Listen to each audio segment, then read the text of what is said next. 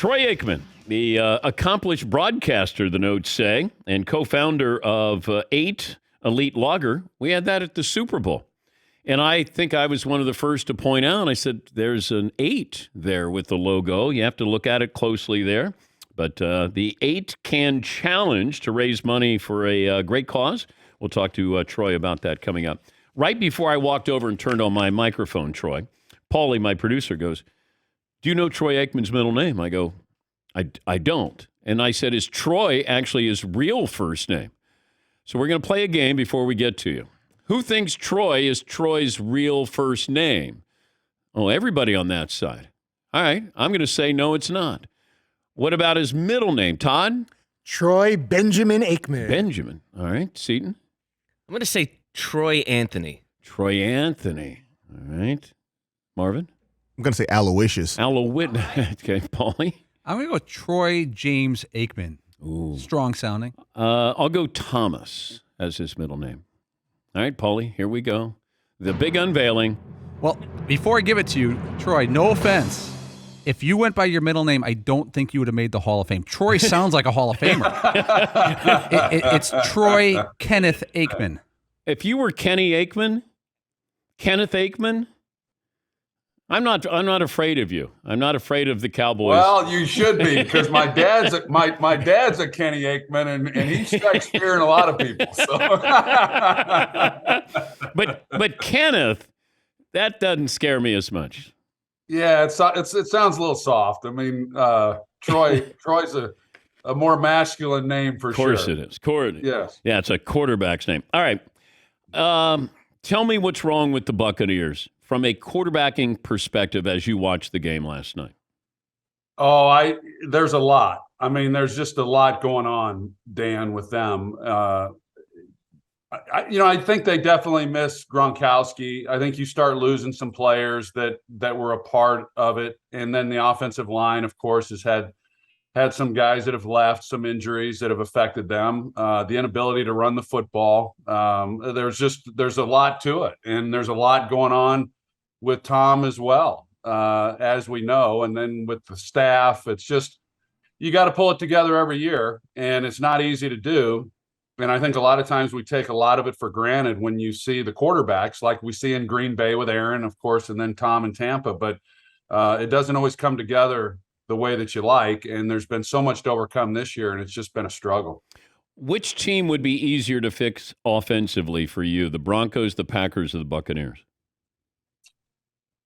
I think the Packers probably would be my guess. I mean, just looking at it, I think I've seen Denver now a couple times, and they've gone through their growing pains for sure. But I would say right now, from what I see, I would say Green Bay. But even them, I'm not certain. They've got their hands full, of course, this week, and I'm not certain that when it's all said and done, that any of them are going to be where we expected them to be. When do you know that it's over for you? Like when you start to go, I'm not making the throws. I'm just not who I was. I think it varies. For instance, with Tom, I mean, I was 34 when I retired. So, I mean, I knew 11 years before Tom Brady did. I mean, let's just say. But for me, I think what happened, and it's probably true of a lot of guys, my legs started to go, is what I felt. And of course, a lot of people think I retired because of head injury. That's not true. But I do marvel that a lot of people say, yeah, he still has the arm strength. And I think that, Breeze was a bit of the exception, but he had some arm issues.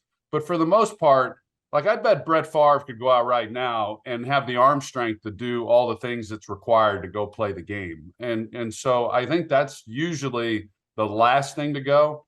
But whether it's physical or even mental, I think getting up to play at that level, the great ones, the Tom Brady's and the Drew Breeses and Aaron Rodgers and those guys, and even the guys of my generation, Elway, Marino, Kelly, all them, mentally, I think that's what gets lost in being a great quarterback is, you got to be able to get out there and play physically, but it's being able to rise to the level mentally that allows you to play at the level that these guys are able to play at each week. How tough is it to go out and play a game when something in your personal life is affecting you? Man, I can't speak to that because I really, well, I guess I can. My mom was going through breast cancer back in '97 and was I was dealing with a lot with regards to that. So it takes a toll. Now, when it goes beyond extended family, now you're talking about right in your own home. I can't imagine because I didn't even get married until going into my last season of playing. So that was a honeymoon as far as my personal life goes. But I can only imagine the challenge. And when you combine that, when you're having the things you're trying to deal with in your personal life, and you don't really have the time to spend on it because you're an NFL quarterback, and you combine that with the struggles that they've had on the field, I would imagine this has been the hardest year in Tom's life. But did you delay marriage strategically, consciously?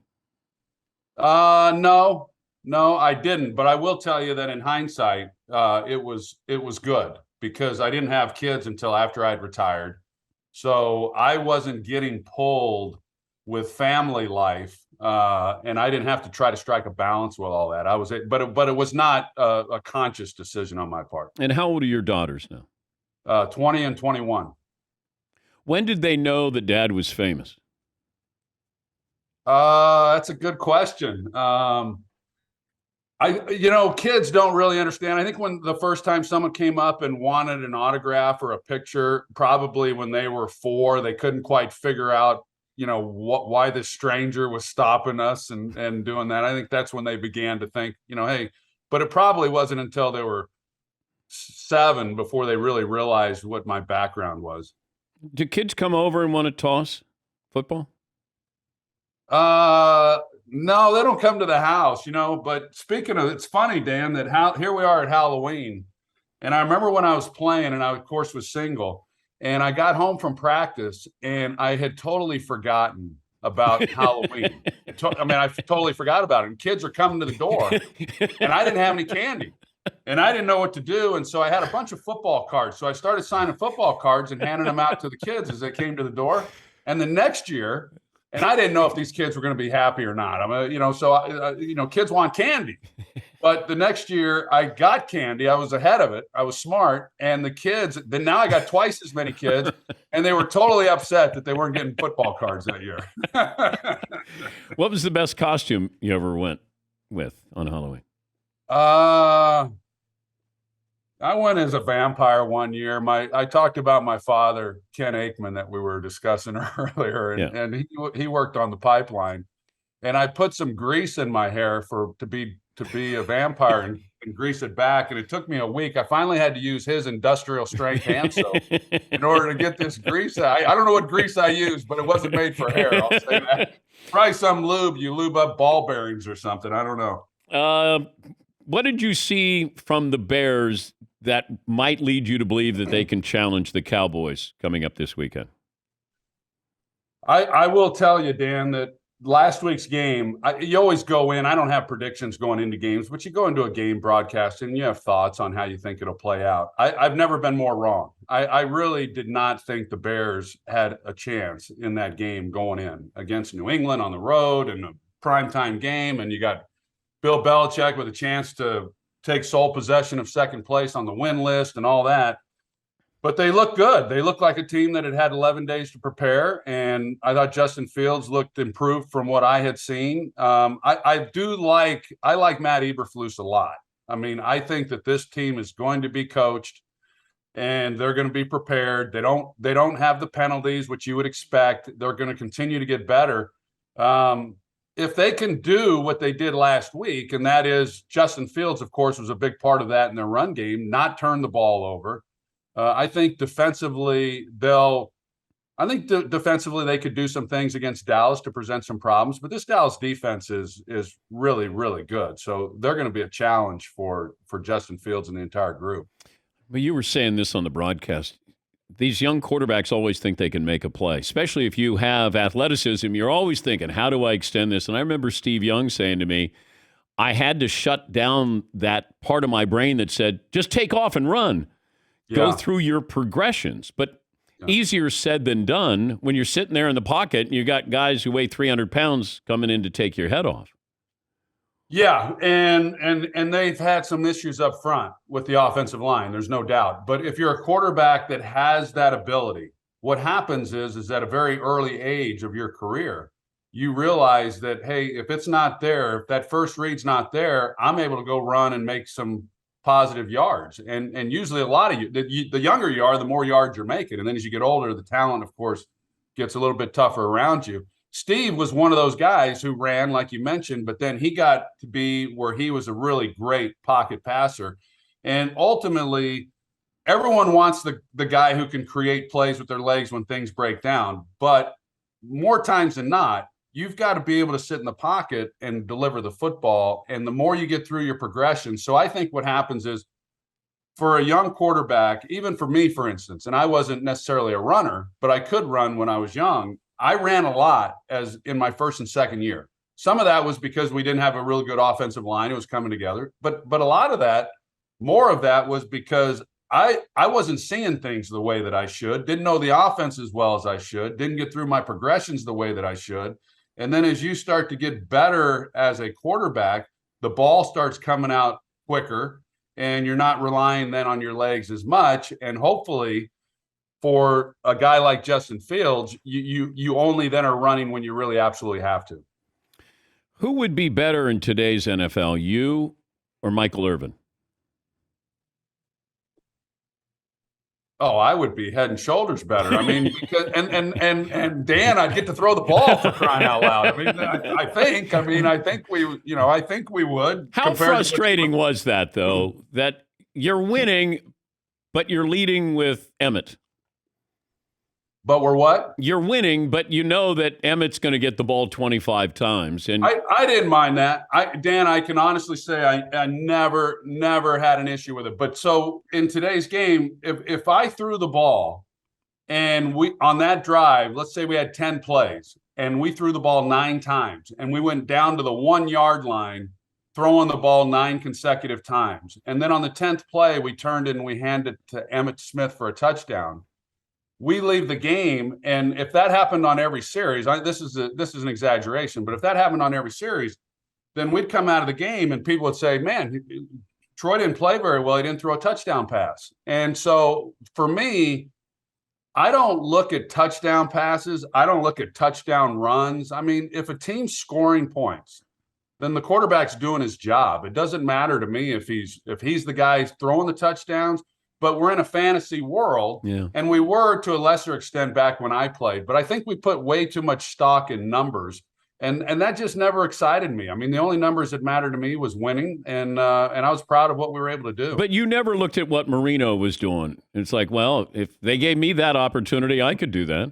Well, I admired what Dan did. I mean, he was a great player, and I admired what Young did and Favre. And those guys played in offenses and Jim Kelly, those guys played in offenses that was very unique. And when I was playing, that you couldn't throw 30 touchdowns unless you were throwing the ball inside the 10-yard line, which we typically did not do. So I was never going to put up a lot of touchdown passes, but when I looked around the league at the teams that were throwing the ball more, yeah, I guess there was a part of me that thought, man, that would be kind of fun to be playing in those systems. But I will say this, and it's not a line. I had the most fun because winning Super Bowls, you can't even begin to imagine how good that feels. So that was all that mattered to me, and I was able to do it a few times. Did you throw up on Super Bowl Sunday?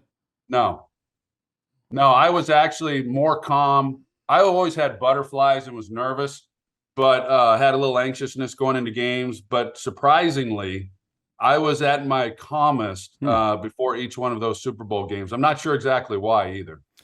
Tell me what you're doing with 8 Elite Lager. Yeah, we're doing an 8-can challenge, and it's a chance for people to build a pyramid of 8 beer and knock them down, get creative in your videos. And we're raising some money. We're going to donate $8 for every video that is submitted, whether it's on Instagram, hashtag 8can challenge, or TikTok.